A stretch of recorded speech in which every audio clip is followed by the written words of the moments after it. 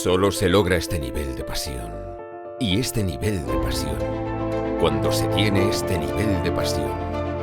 Esto es Pasión United. Solo de Toro. Cuente con él.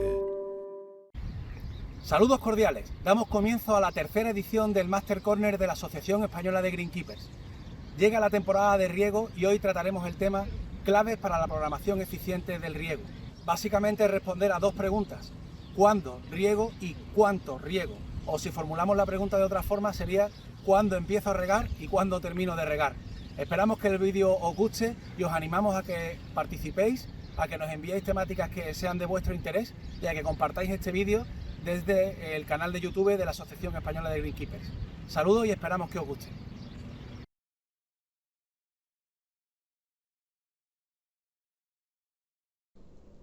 Muy buenas, soy Javier Fuentes, responsable de los terrenos deportivos de Palomarejos Golf.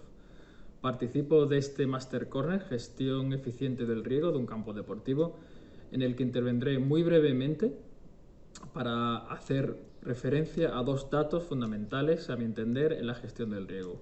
El primero sería la evapotranspiración. Vamos a ver qué significa ese dato, cómo interpretarlo y sobre todo cómo conseguirlo, que a día de hoy puede ser lo más complicado. Y lo compaginaremos con la previsión meteorológica en el corto plazo. Esos dos valores nos van a dar la información necesaria para la programación inmediata del riego. Todo esto lo vamos a ir viendo con unas pequeñas diapositivas que tenemos preparadas y sobre las que iremos comentando una por una. Allá vamos. Análisis meteorológico. En 1992, en la campaña de elecciones presidenciales en Estados Unidos, hay una cita de Bill Clinton contra George Bush en el que le dijo: la economía, estúpido. Esa frase muy utilizada desde aquel entonces se popularizó como es la economía, estúpido. Y si hablásemos del riego, tendríamos que hacer mención realmente a lo realmente importante y fundamental del riego, en este caso la evapotranspiración, con lo cual podríamos decir que es la evapotranspiración, estúpido.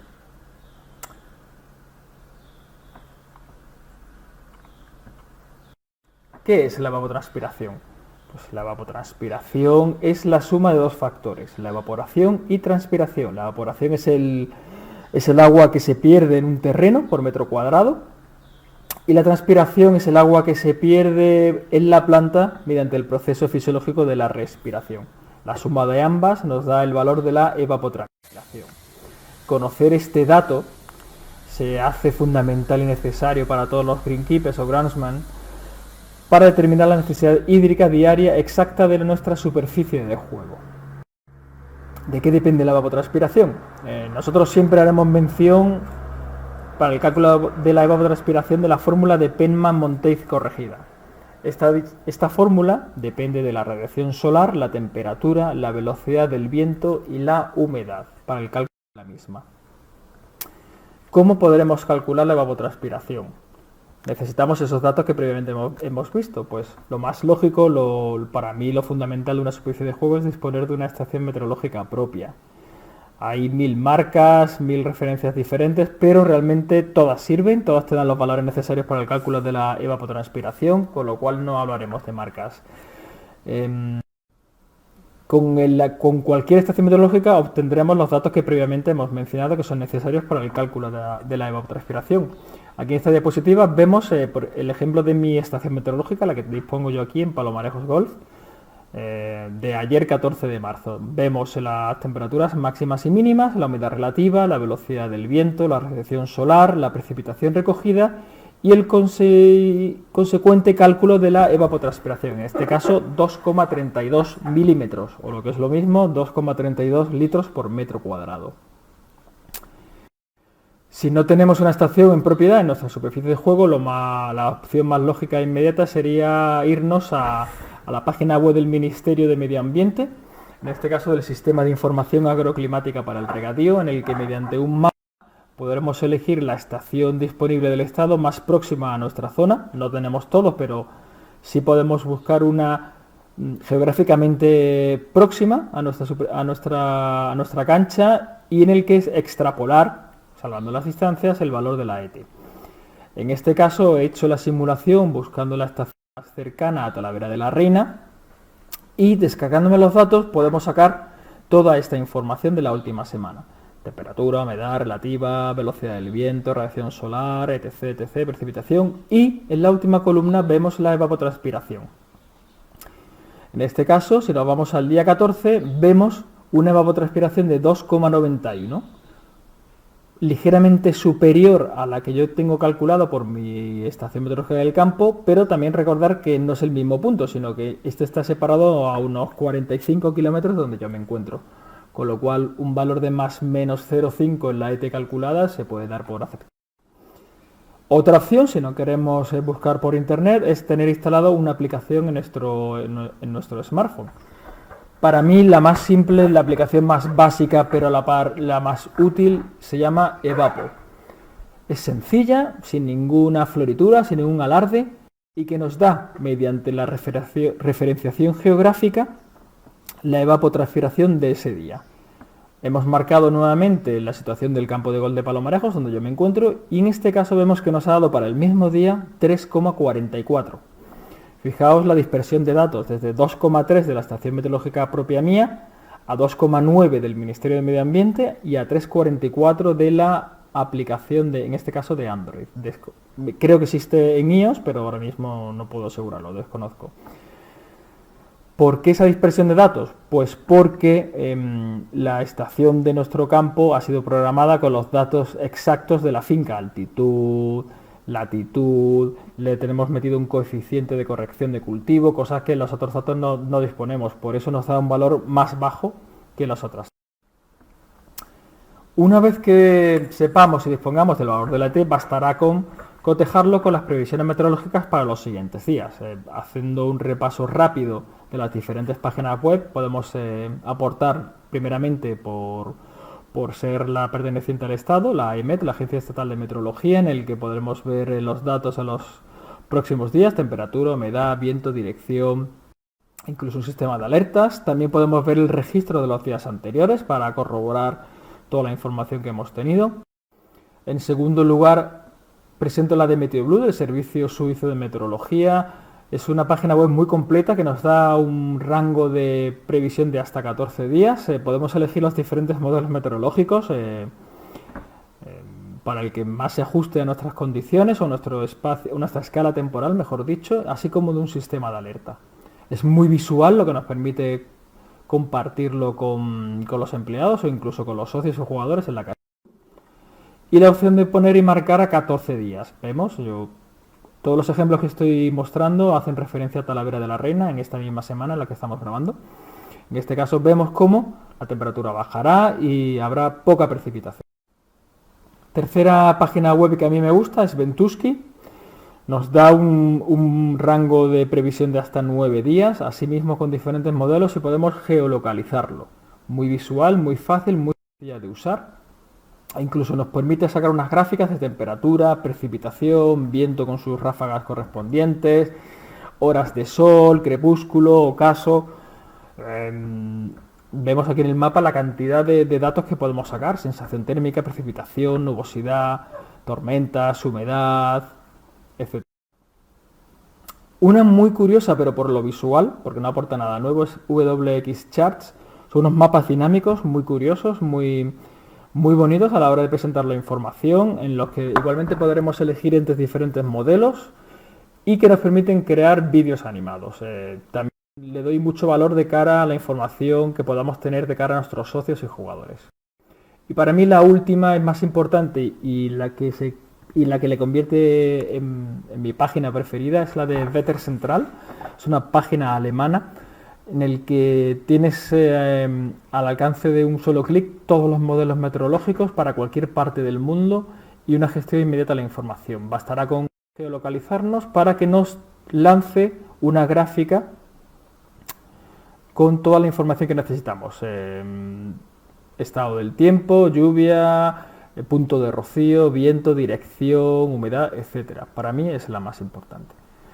Pues bien, teniendo toda esta información, tanto la evapotranspiración como la previsión meteorológica en el corto plazo, tendremos ya, junto con los diferentes valores que veremos en los siguientes participación en el Master Corner la información necesaria para programar el riego diario y exacto que nuestra superficie cespitosa requiere. Muchas gracias. TTS 800 Series Golf Rotors from Hunter Industries integrate advanced technology with unrivaled power, reliability, and performance to simplify irrigation management and cultivate impeccable playing surfaces in every application.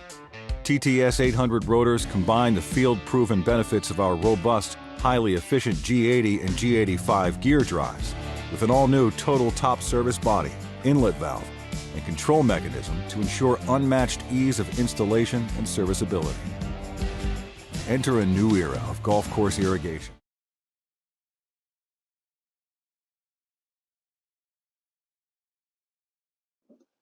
Buenos días, soy Javier Gutiérrez, director de Agronomía de Actúa, y os voy a dar unas pequeñas pinceladas sobre la relación entre infiltración y pluviometría. La pluviometría de un aspersor y de una zona es la cantidad de agua por unidad de superficie que el aspersor arroja, mientras que la escorrentía es el fenómeno que se produce al circular el agua en superficie cuando ésta es incapaz de entrar en el terreno a través de lo que se conoce como infiltración. Teniendo esto en cuenta, para cada zona de nuestro campo debemos definir cuál es nuestra pluviometría y cuál es nuestra tasa de infiltración. La determinación de la pluviometría se puede hacer de forma teórica con los datos del aspersor del fabricante, así como los de las distancias entre los aspersores, o bien en campo mediante la utilización de pluviómetros, ¿vale? Por otro lado, las tasas de infiltración se pueden calcular mediante la utilización de infiltrómetros de doble anillo.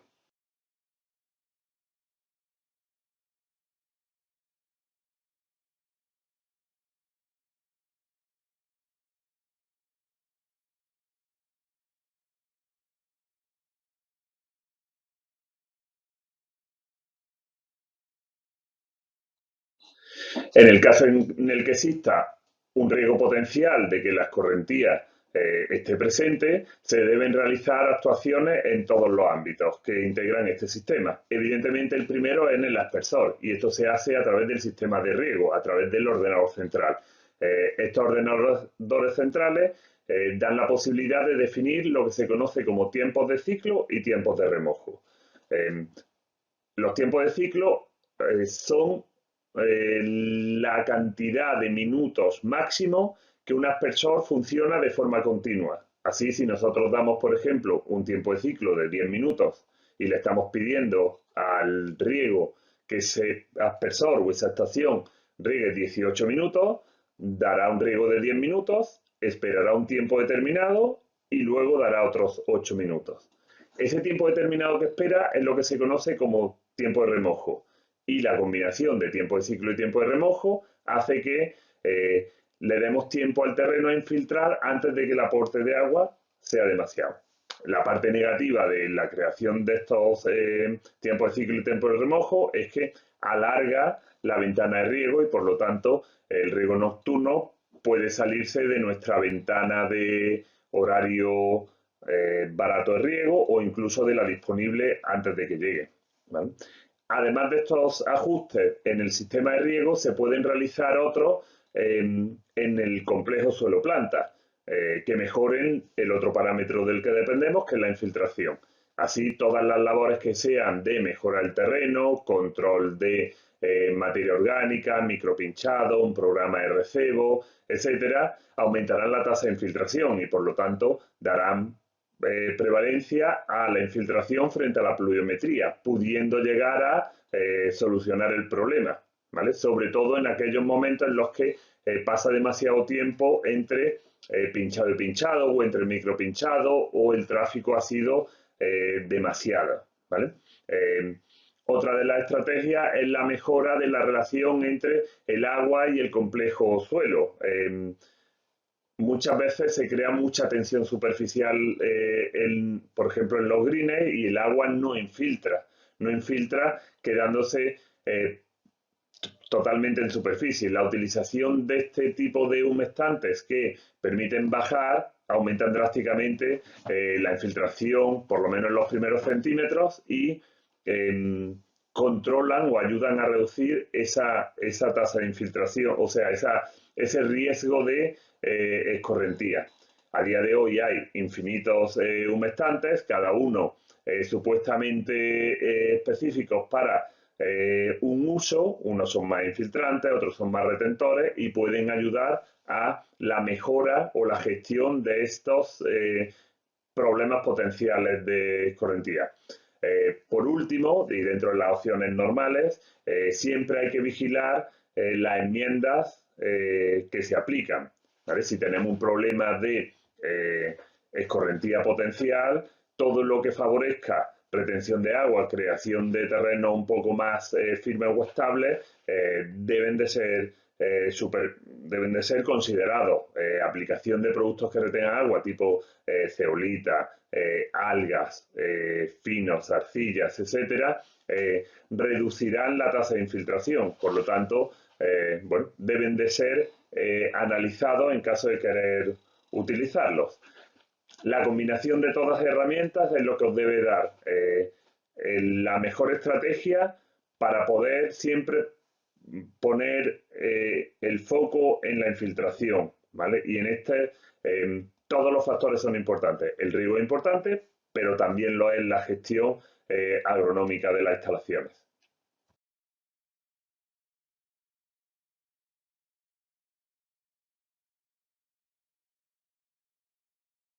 Buenos días, soy Raúl Bragado y estamos en el Club de Golf de Layos, en estas magníficas instalaciones que nos han invitado a ver, y he aprovechado para traerme unos aparatejos y poder explicaros los sistemas de medición de agua en el suelo.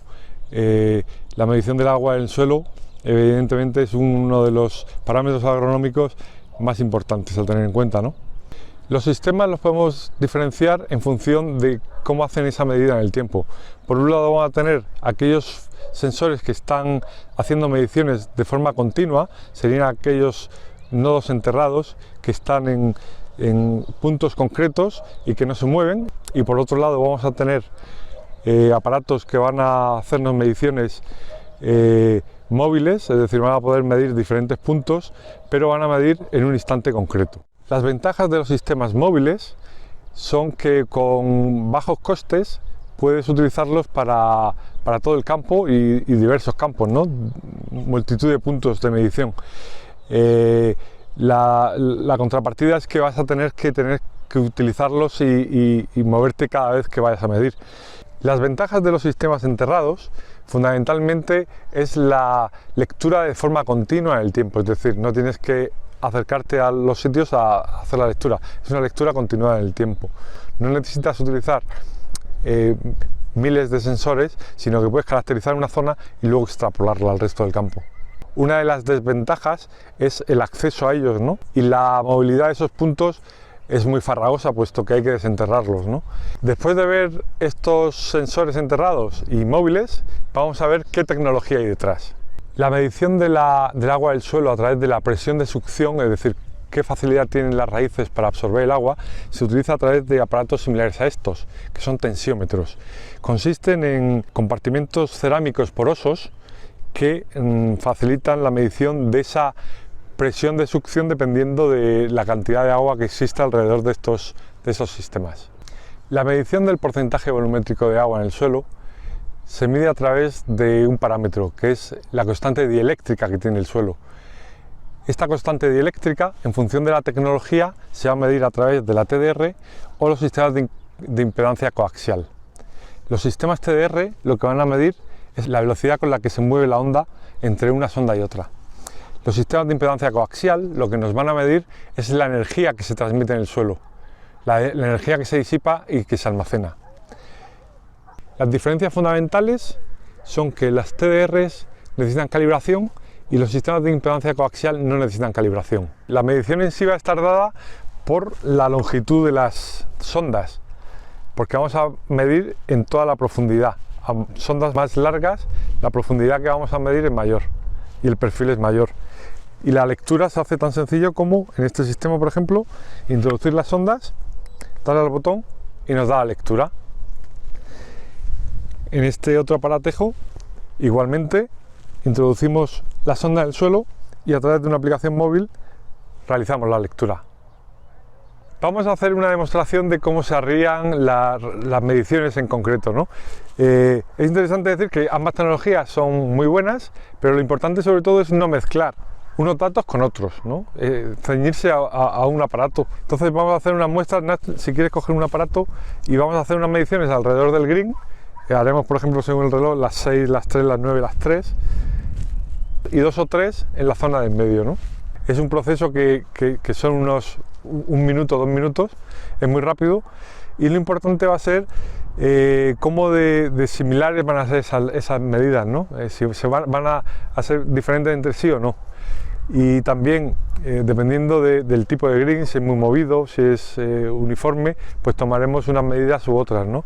O nos ceñiremos a estudiar una zona que tiene generalmente problemas o no los tiene, ¿no? Es decir, cada caso será un mundo, ¿no? La medición del green nos da como resultado una clara distribución de la humedad, muy escalonada.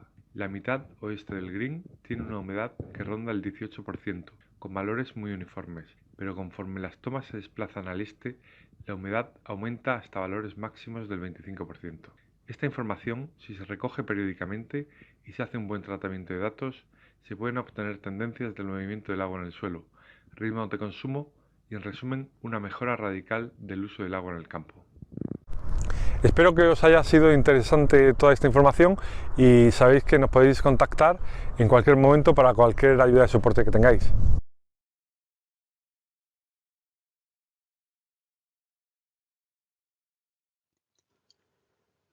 Buenos días, soy Sylvain Duval, asesor agrónomo y socio fundador de TAS.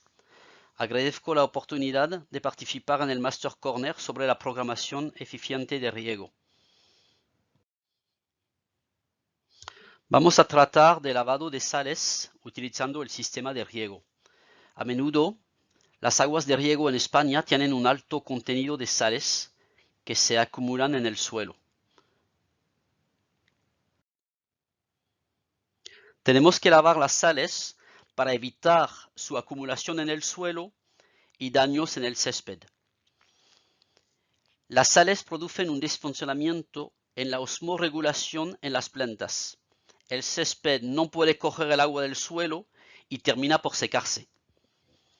Las principales herramientas de gestión de sales que tenemos son, por un lado, el sistema de riego y por otro lado el sistema de drenaje para evacuar las aguas que vamos a utilizar para lavar las sales. Vamos a hablar de dos conceptos distintos. Por un lado, el leaching, que sería la dilución de las sales en el momento del riego, y por otro lado el flushing, que sería el lavado de las sales. Me parecía importante presentar estos dos conceptos que son distintos. Por un lado, la dilución de las sales, que sería un porcentaje de agua adicional que utilizar en el momento del riego según el tipo de césped y según la salinidad del agua, por lo cual veremos en la próxima diapo el método de cálculo para llegar al porcentaje adicional de agua a utilizar en el riego.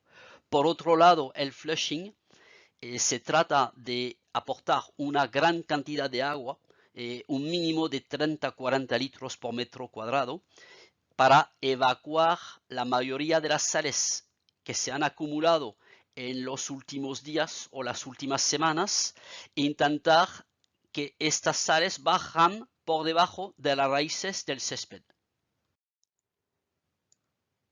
LF sería la leaching fraction, la cantidad de agua adicional en porcentaje, por lo cual se utiliza la conductividad eléctrica del agua de riego, se utiliza la conductividad límite para el césped, de tolerancia del césped, y se multiplica por 100 para conseguir un porcentaje al final.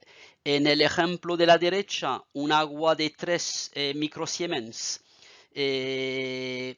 y un césped de tipo agrostis, por lo cual que podría ser de 4 microsiemens, llegamos a un porcentaje de 17% de agua adicional para conseguir una dilución de las sales en el momento del riego.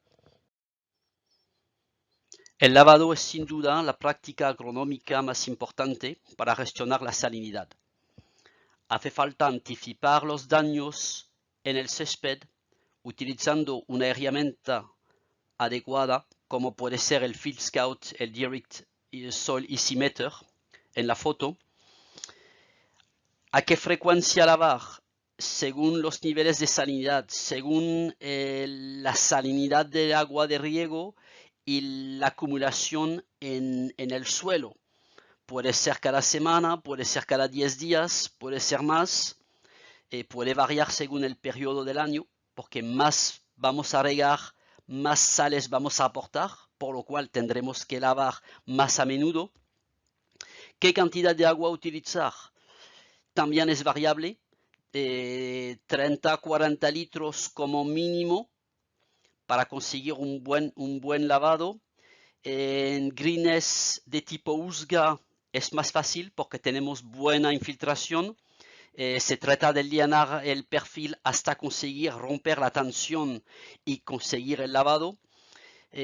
Os aconsejo un artículo de la Green Section Record de mayo 2014 que habla de lavado de manera más extensiva. También utilizar productos y operaciones adecuadas que van a facilitar el lavado, como el yeso, el sulfato de calcio, ácido polimaleico, agentes humectantes, micropinchados, para ayudar y hacer que el lavado sea más eficiente. Un ejemplo de 2 campos que utilizan un agua reciclada de similar calidad con unos 4 microsiemens, y el campo de la derecha tiene su plan agronómico enfocado en gestión de salinidad y utilizando un lavado cada 10 días y a veces menos en verano. Volviendo al tema del Master Corner, que es la programación eficiente de riego, a la derecha podemos ver un sistema novedoso con doble aspersor, un aspersor para regar el green y el otro para regar afuera, que es una herramienta muy adecuada y muy útil para gestionar las sales. Y los campos que no tienen el lujo de tener este tipo de sistema tienen que buscarse otras soluciones, como podemos ver en la foto de la izquierda, con aspersores portátiles para conseguir una buena gestión de la salinidad, buenos lavados sin inundar sus bunkers y sus antegrines. Espero que esta breve presentación ha sido útil para entender mejor el concepto de gestión de salinidad utilizando el sistema de riego. Para cualquier pregunta, no dudar en contactar conmigo. Muchas gracias. Hasta luego.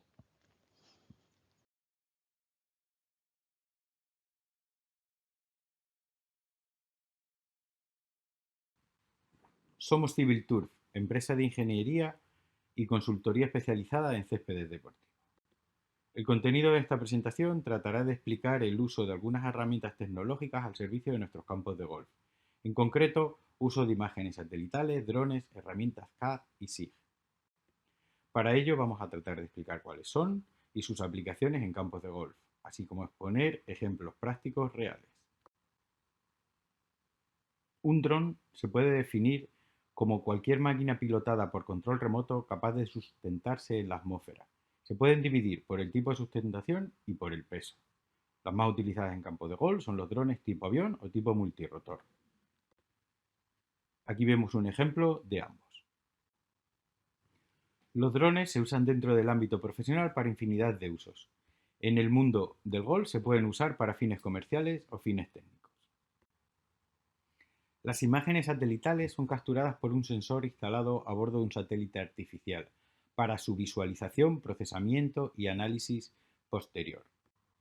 Existe la posibilidad de descargar de forma gratuita estas imágenes, lo que posibilita realizar estudios de evolución de los cultivos a muy bajo coste. Otro grupo de herramientas muy utilizadas son los programas de diseño asistidos por ordenador que nos permiten la generación de planos del campo de golf y sus instalaciones, y los programas de sistema de información geográfica que nos sirven para analizar datos georreferenciados de manera discreta y o continua. Mediante los programas CAD obtenemos planos detallados de las instalaciones de riego, red de drenaje, conexiones de lago, superficies de juego, etc. Y con los programas GIS podemos realizar mapas temáticos de análisis de variables que más nos interesen, tales como índices de vegetación, datos de pluviometría en greens, coberturas de aspersores en calles, etc. El uso de estas herramientas viene determinado por un correcto proceso analítico que se inicia en la captura de la información necesaria, el tratamiento informático de la misma y su posterior análisis para integrar en el estudio técnico correspondiente. En esta primera fase es importante decidir, en base a la superficie de estudio, qué plataforma de datos es más adecuada. En el caso de drones, tenemos que planificar el vuelo y realizar la captura de imágenes. Una vez capturadas las imágenes, es necesario realizar su tratamiento informático, generando modelo tridimensional y ortoimagen referenciada. Para realizar un análisis agronómico, entran en valor las cámaras RGB, cámaras multiespectrales, programas de CAD y SIG, y así poder calcular índices de vegetación, mapas temáticos, etc. Los índices de vegetación son medidas cuantitativas basadas en valores digitales que tienden a medir la biomasa o vigor vegetal.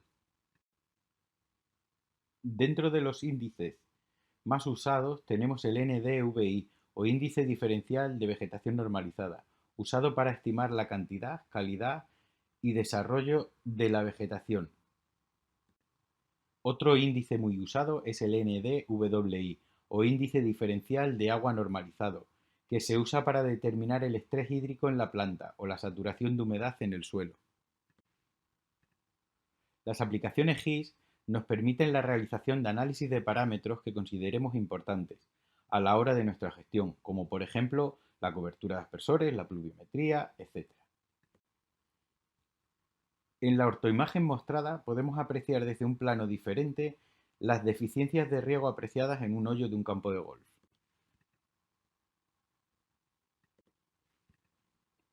Mediante los modelos tridimensionales podemos estudiar puntos bajos del terreno susceptibles de encharcamiento, zonas de pendientes pronunciadas con mayores correntías, etc. Mediante los mapas temáticos de NDVI podemos determinar fácilmente las zonas de menor y mayor vigor vegetativo a distintas escalas y con distintas representaciones gráficas, así como la generación de mapas de zonas de humedad y encharcamientos, proporcionados por los valores del índice NDWI. Mapas de cobertura de riego, donde podemos determinar las zonas sobreregadas, las zonas bien regadas o las zonas infrarregadas. Mapas de pluviometrías de greens, donde poder definir la uniformidad del riego en los mismos. Muchas gracias a todos y hasta pronto.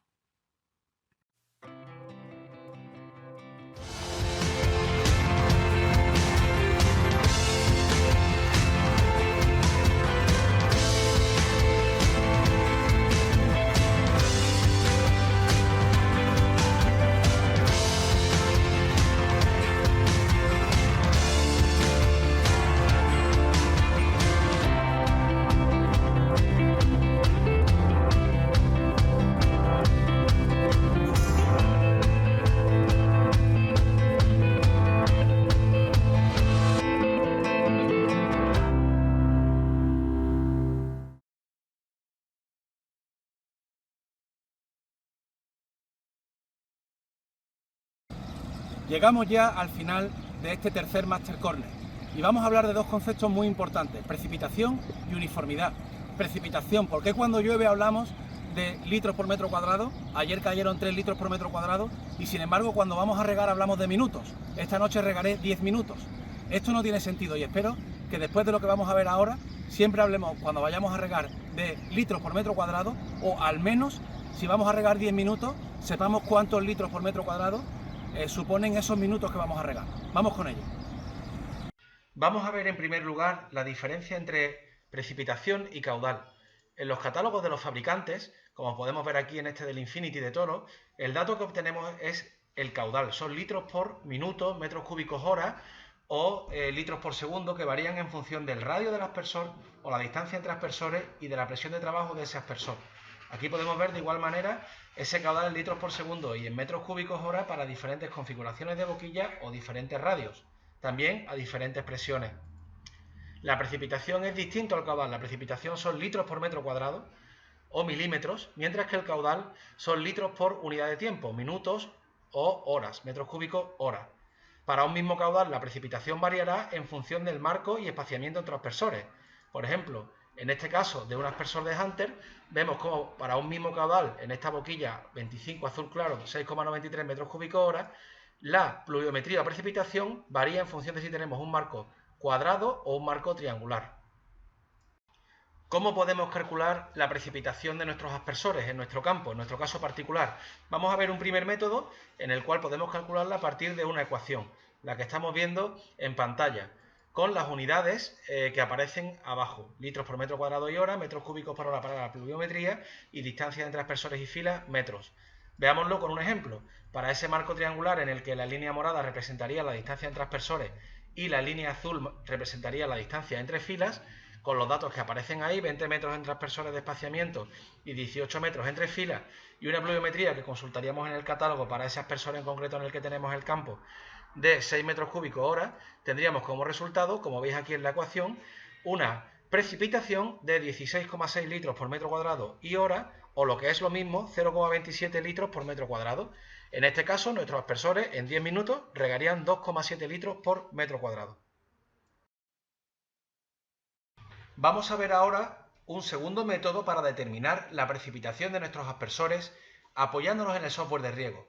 Si vamos a la base de datos de nuestro software y vemos que en la información que aparece junto a cualquier aspersor, por ejemplo, esa estación, la GR3 de Green, tenemos que además del marco triangular y un espaciamiento entre aspersores de 19 metros, hay una tasa de precipitación de 42 milímetros hora. Ese dato aparece por defecto en el ordenador.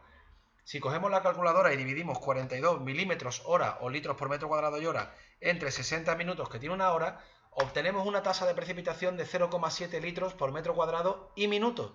Quiere decir que ese aspersor aplicará una lámina de 0,7 litros por metro cuadrado en minuto, o dicho de otra forma, regará 7 litros por metro cuadrado en 10 minutos.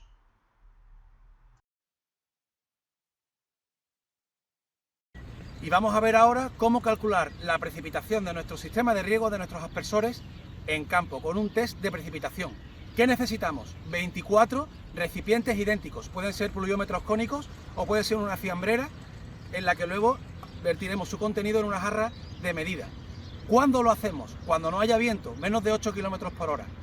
¿Dónde lo hacemos? Da igual un green, un fairway, un tee, un rough, donde queramos ver qué precipitación tenemos.